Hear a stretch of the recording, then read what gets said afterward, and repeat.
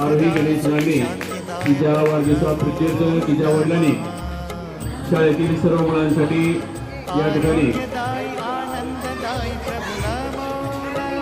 उत्तम प्रतीचा शिरा देण्याचं या ठिकाणी ठरवलेलं आहे।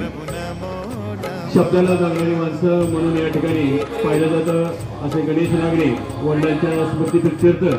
त्यांनी शाळेसाठी 8,500 रुपयाचं एक पातेलं दिलेलं होतं आणि नूतन या शाळा व्यवस्थापन समितीचे उपाध्यक्ष असलेले गणेश नागरे यांचा यथोचित सन्मान या ठिकाणी शाळेचे मुख्याध्यापक चंद्रकांत बागुलगुजी